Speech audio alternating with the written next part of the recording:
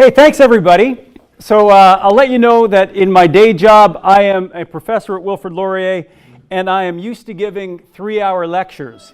No, really, I am. So I was trying to keep this short.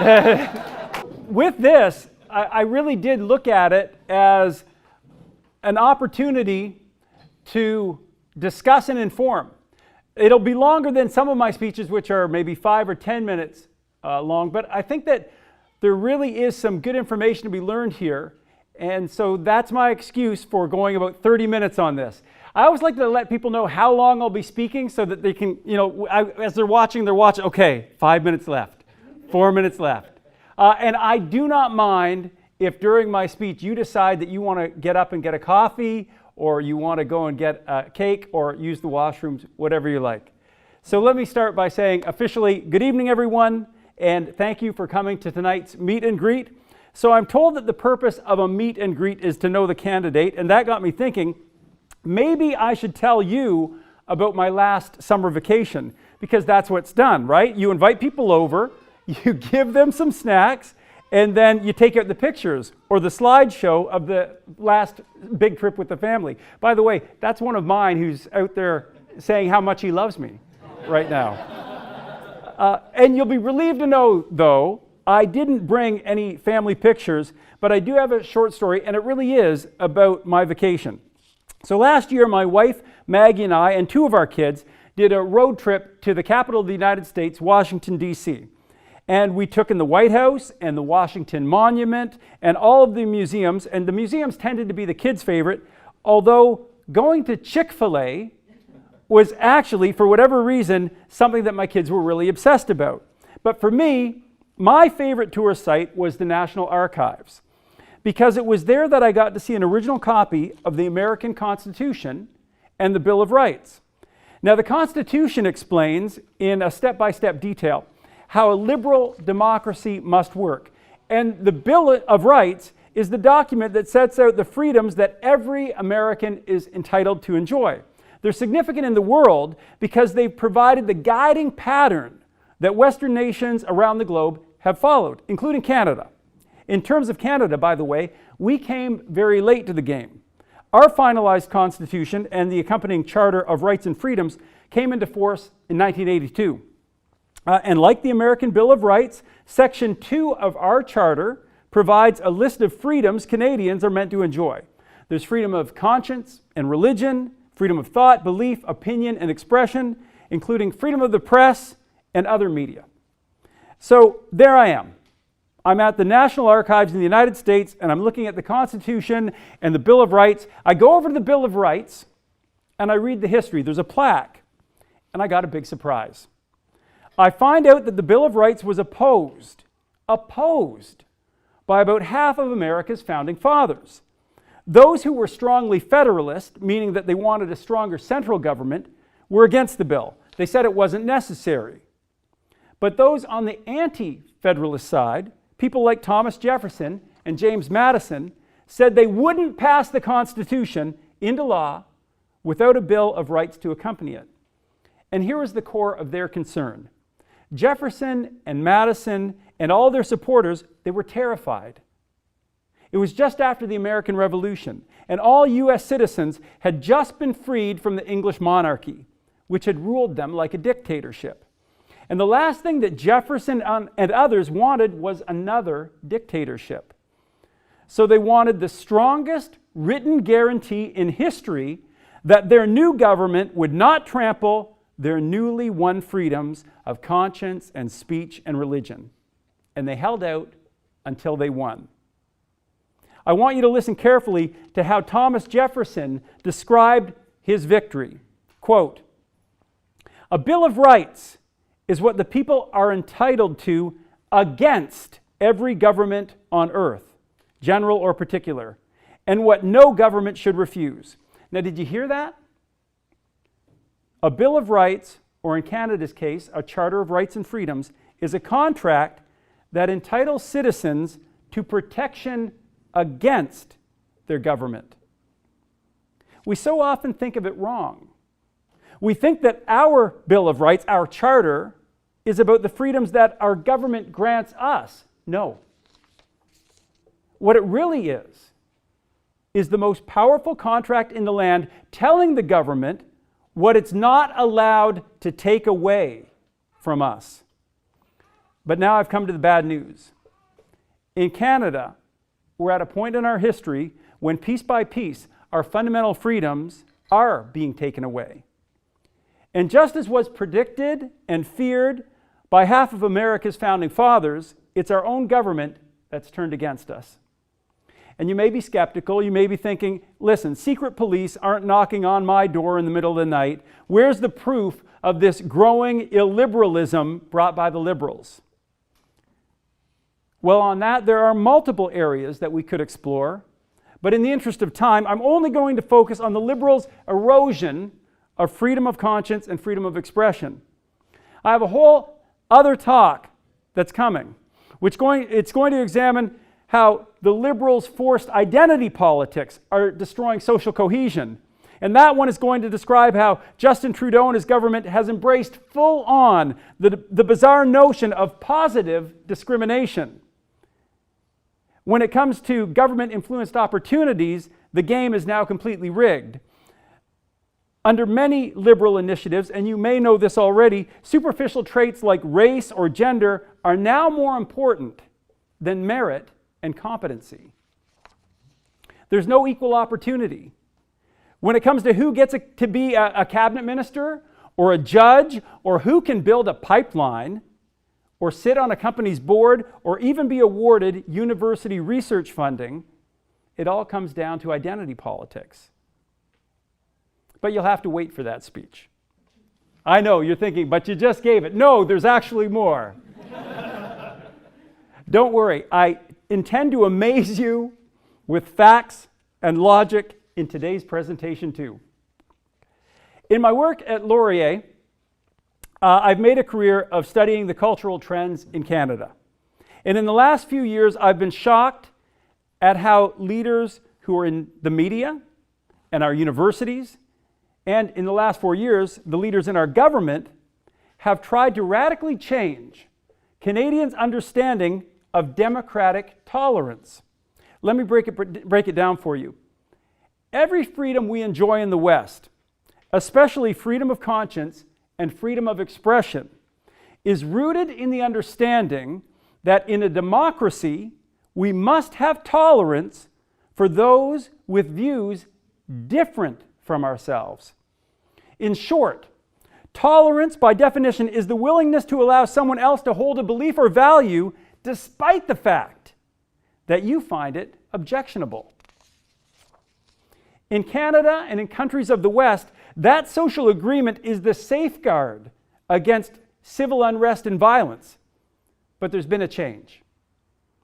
In both major and subtle ways, our media, our education system, and our current federal government is abandoning the true definition of tolerance, and they've begun to directly equate tolerance with acceptance. But tolerance is not acceptance. Acceptance is to believe that a particular idea or value is just as legitimate as any other competing idea or value. There's no disagreement of opinion, there's conformity of opinion. And while a democratic government, in fairness and without directly trampling the freedom of its citizens, can require its citizens to tolerate each other's beliefs and values, if it compels or requires acceptance of beliefs and values, it can only do so by trampling on the guaranteed freedoms of some of its citizens. And when the government does that, it's moved toward tyranny. And it's breaking the contract that is the Charter of Rights and Freedoms. Put another way, your government has shown it's against you. Now what? Which you may know is actually the title of this speech. And that title, as well as that claim, is in need of evidence. So now I'm going to discuss the specific examples of the erosion of freedom of conscience and expression that have occurred under the Liberal government. Some of you will be familiar with what I'm about to say. Others, you might find it new. But related to the context, you'll notice that all of the cases I'm providing have something in common. In every instance, under the government of Justin Trudeau, it's only Canadians holding small c conservative worldviews who have had their freedoms eroded. Now, I'm not filtering my results based on socio-political leanings. It's simply the case that this discriminatory cultural trend only goes one way. If you're a person who aligns with the left or considers yourself a dyed-in-the-wool progressive, for the last 4 years, you've probably felt entirely secure in your freedom of conscience and expression. So the temptation for you might be to say, why should I care about this at all? Especially if the people I disagree with are getting shut down by the government. Why would I want to stop that? My first answer to that question is, well, it would be the ethical position to take. It's a do unto others as you'd have them do unto you kind of situation. But let's be honest, that answer is probably not going to convince most people. I wish it could, but it won't. So because most people really don't respond to ethical imperatives, let me try again and say the reason you should fight for your opponent's fundamental freedoms is self-interest. In terms of self-interest, turning off the tap of tolerance because you don't want your ideological opponent to be allowed to speak or because you think they should be forced to commit an act against their conscience sets a very dangerous precedent. And it gives permission for an intolerant way of being that will most definitely come back to haunt you. In the end, your society divides into tribes and it falls apart. It took us thousands of years to get to the point in the West where we could simply agree to disagree, where we've had a live and let live, that kind of attitude where it applies over most beliefs and expression. And it was supposed to be only in circumstances involving threats of physical violence or public safety that there would be an exception to our guaranteed freedoms. But today, under the Liberals, those exceptions have become more and more frequent. And now let the examples begin. Last year, 2018, Trudeau's Liberals made changes to the Youth Summer Jobs Program. The program provided grant money to various organizations, including charities, to hire students. Under the new rules, all grant applicants had to agree by signing an official government attestation that they supported abortion. It didn't matter if your charity didn't have anything to do with women's reproductive issues. Your charity could be serving disadvantaged children at summer camp, but you were forced to sign. And if you didn't sign, funding was denied. So, of course, many faith-based groups, especially conservative Catholic and Protestant charities, were outright punished for their most deeply held moral conviction. This was the first time in the history of Canada that sitting politicians forced Canadians to align with the moral code of the government in order to access a government service. Forced conformity of thought is typical across communist regimes, but it was unknown to Canada until Justin Trudeau and the Liberals. Now let's get local. I want to contrast the different reactions that two Cambridge residents had to this situation. The first Cambridge resident was actually me. When I became aware of the Liberals' categorical abuse of Canadians' charter rights, I leveraged my position as a researcher and my skills as a former journalist to craft a public essay condemning the government's actions. The piece I wrote was published on the CBC's national website and became one of the most read and shared articles on the site that year. The article also caught the attention of other national media, leading to interviews on TV and radio, in which I was able to explain in detail how anti-Canadian and legally troubling the Liberals' policy was.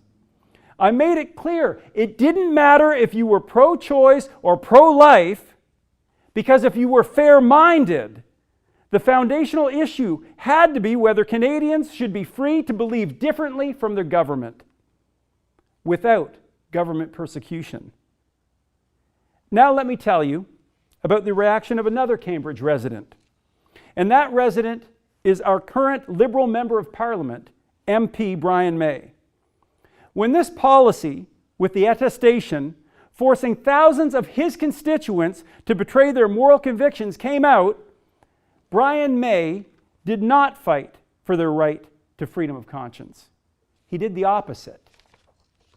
Brian May stood up in the House of Commons and argued Canadians, including his own constituents who did not support his government's perspective on abortion, should not have access to the grants and should not be permitted to work with children. Here is the direct quote from the parliamentary record from Thursday, March 1st, 2018. Brian May said, "I have no qualms in promoting a measure that will prevent Government of Canada funding from flowing to organizations whose core mandate or projects may not respect individual human rights and the values underlying the Charter of Rights and Freedoms. This measure will help prevent young people from being exposed to employment with organizations that may promote positions that are contrary to values enshrined in the Charter." Keep in mind, the organizations that Brian May is slagging here are primarily run by devout Christians who, according to Statistics Canada, give 3 times the amount to charity as other Canadians, volunteer at twice the rate, and when they volunteer, do 40% more volunteer hours.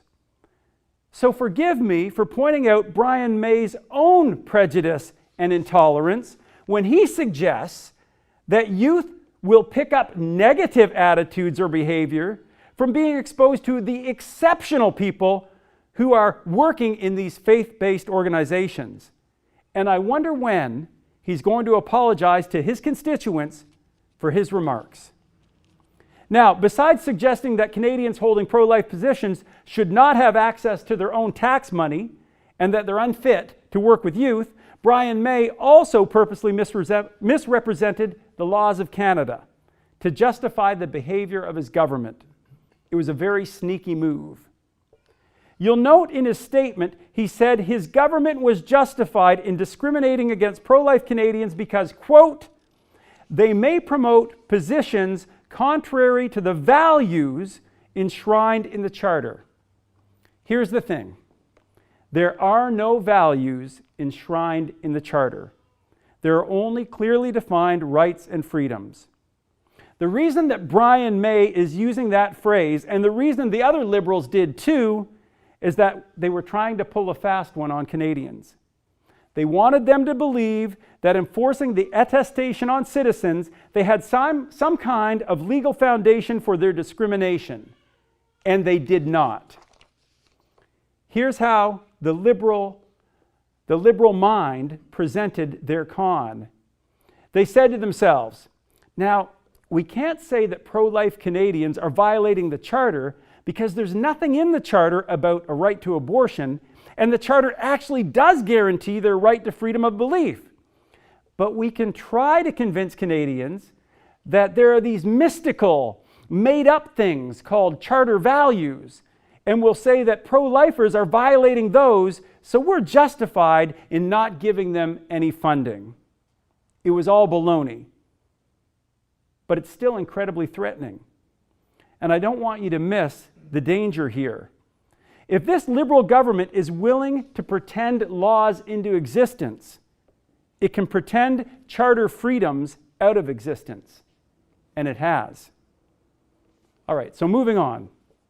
Another battle that the Liberals are waging in their ideological war is directly related to gender identity and expression. Their most potent means of weaponizing that ideology was their passage of Bill C-16. Now, Bill C-16 changed the Criminal Code and the Canadian Human Rights Act to include gender identity and gender expression as protected categories. Fair enough. With that change, discriminating against someone for their gender identity or expression became a federal crime. The problem wasn't so much with Bill C-16 itself. In fact, in the bill, the liberals didn't even bother to define what gender identity and gender expression are. The problem arose out of the influence that C-16 had on provincial human rights legislation. Suddenly, under the provincial legislation, disagreement morphed into the same thing as discrimination.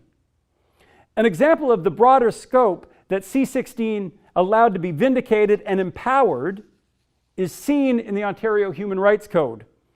Listen to the definition of gender identity under that provincial legislation. Quote, "Gender identity is each person's internal and individual experience of gender. It is their sense of being a woman, a man, or both, or neither, or anywhere along the gender spectrum. A person's gender identity may be the same or different from the birth assigned sex." I want you to realize the implications of that definition. Here we have a provincial statute that says your sense of something, the way you feel, trumps or overrides biological reality. But what if you disagree? What if you disagree? What if you don't think that feelings trump biological reality? What if you think that the definition provided by the government isn't factual or scientific, but is solely rooted in ideology? After all, there's evidence showing that at the minute level of our DNA, up to the very construction of our brains, biological sex and gender are inextricably linked. And there are numerous reputable scientists who say exactly that, though now they tend not to say it unless they're willing to risk being punished for telling people that kind of information. Now, beyond science, there are also philosophical examples that show the logic of gender identity, as it's defined by the government, is flawed. Here's a typical example. If I were to say to you that I feel like a black man, and therefore I literally am a black man, would you think that my statement was valid? Or would you look at my fair-colored skin, my eyes, my hair, and maybe even a genetic test that I'd done and say to me, well, your biological markers make it clear to me that you are not black? Okay, and I wish this one were true. What if I said to you that I feel 6'5" tall? And therefore, in reality, I am 6'5" tall. Would you go along with that because of my feeling? No, you wouldn't. So my point is this: at the very least, it is fair comment to say that the notion of gender identity, as it's promoted by C-16 and other human rights legislation, is logically flawed, scientifically incorrect, and as such, one should be able to question it or reject it. But the law says you can't. In fact, acceptance is the only option. According to the Human Rights Code and others, you must believe and attest that based on feelings alone, someone can literally transform from male to female or vice versa. Because, and I'm quoting here, refusing to refer to a trans person by their chosen name and a personal pronoun that matches their gender identity will likely be discrimination when it takes place in a social area covered by the code. I think you should respect every human being. I think you should show every person compassion. But I also think that you have to be able to disagree with ideas. Let me put this all together for you. Thanks to Bill C-16 and its provincial counterparts, for the first time in Canadian history and for the first time in modern Western society, in any country, a citizen can be compelled by their government to say something he or she does not believe. It's not enough that you say nothing, you must say something or you've committed a crime.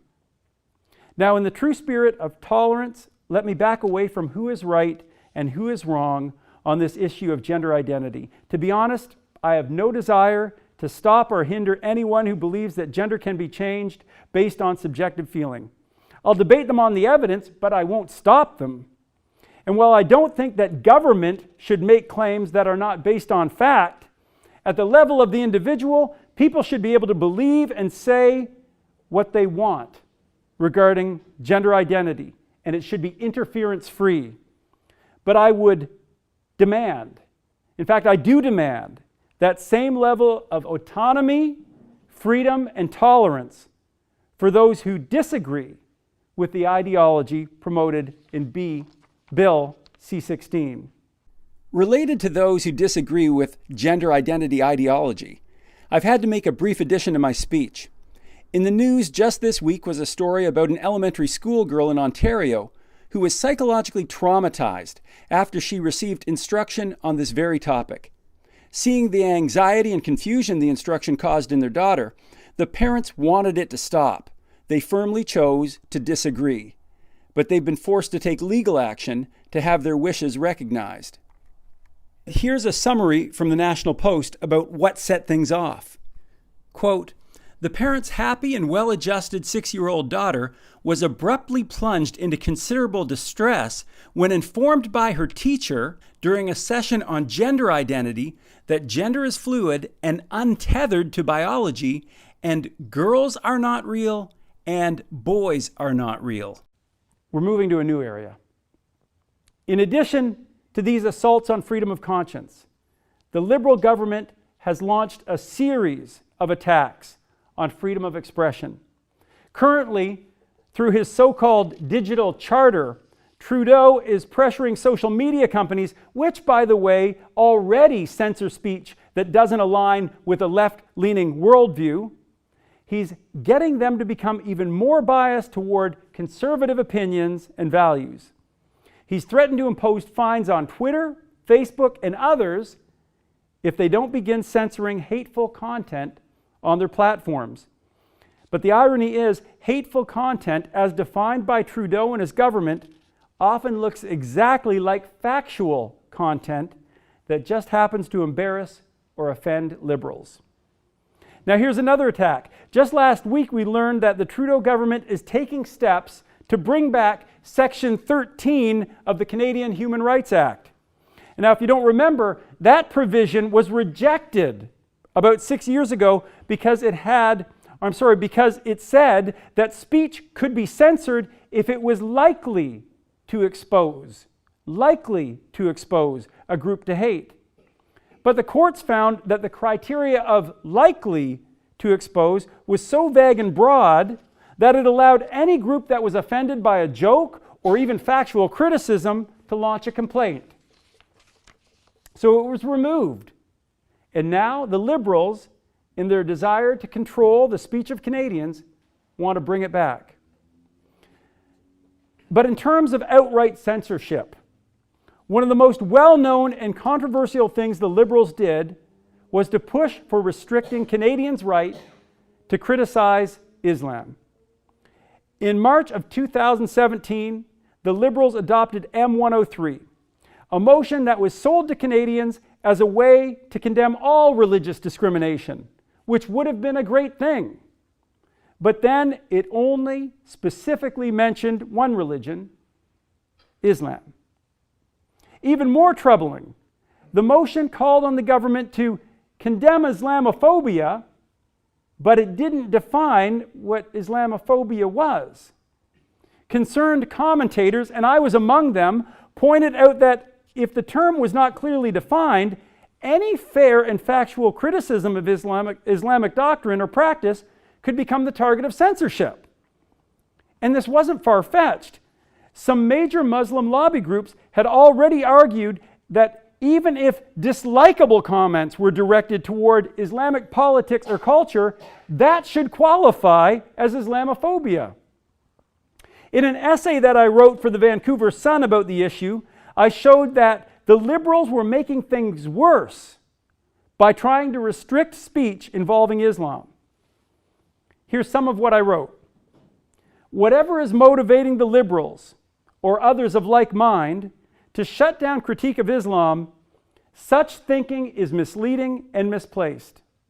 It's misleading because it conflates criticism and discrimination. But criticism is not discrimination.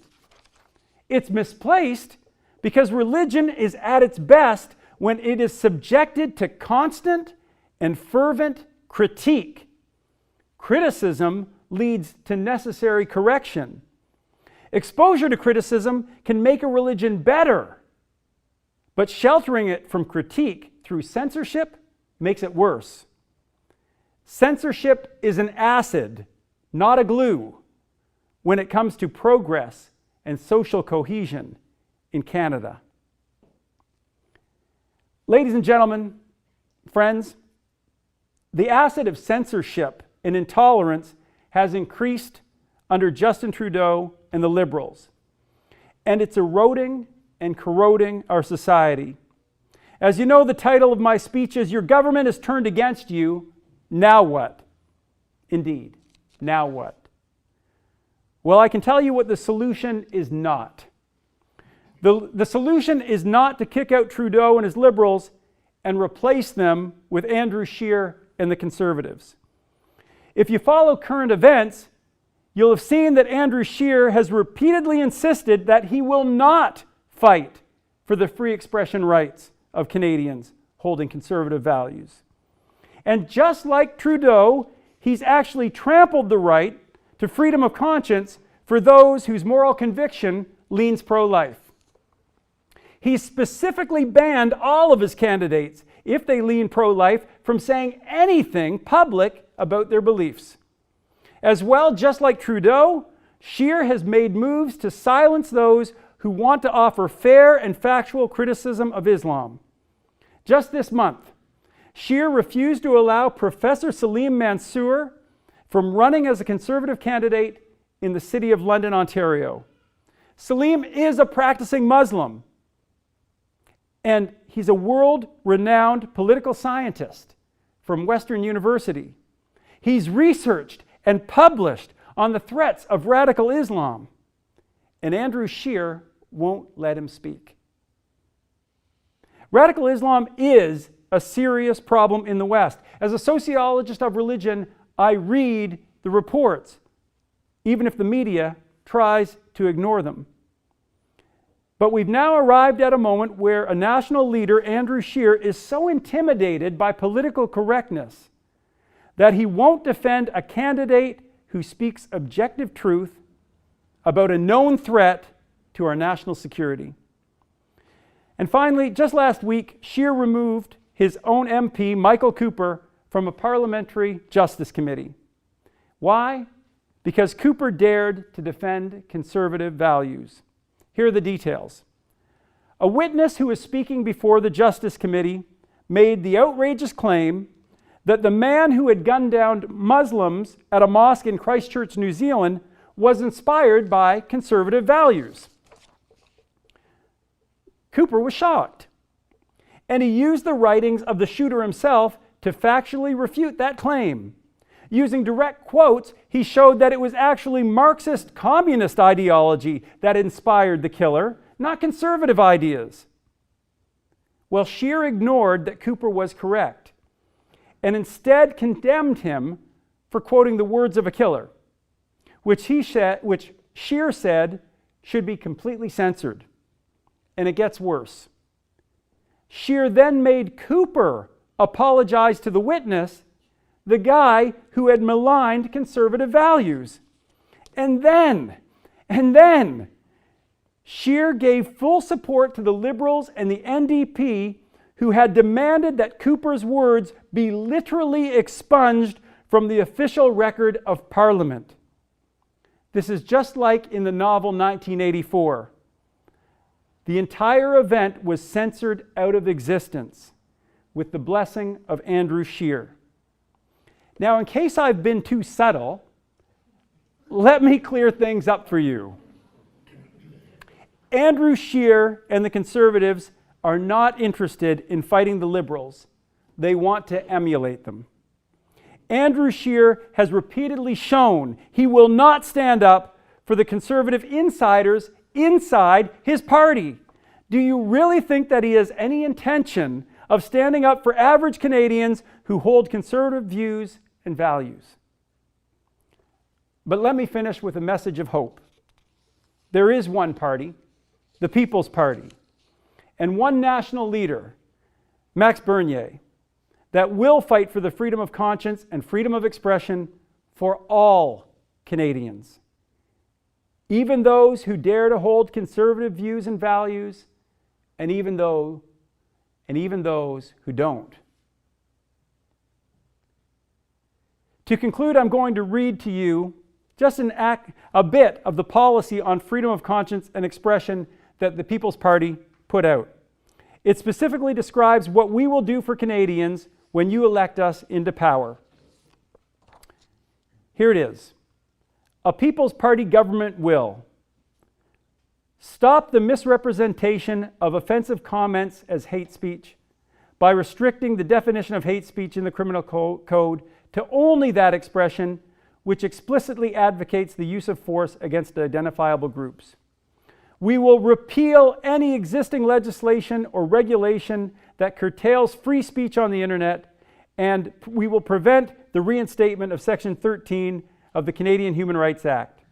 We will repeal C-16 and M-103. We will ensure that Canadians can exercise their freedom of conscience to its fullest extent as it is intended under the Charter, and ensure Canadians are not discriminated against because of their moral convictions. When it comes to freedom of conscience and speech, the People's Party is the only party to put its money where its mouth is. Vote for us, and we'll use that mouth to be the loudest voice for the rights and freedoms of all Canadians. Thank you.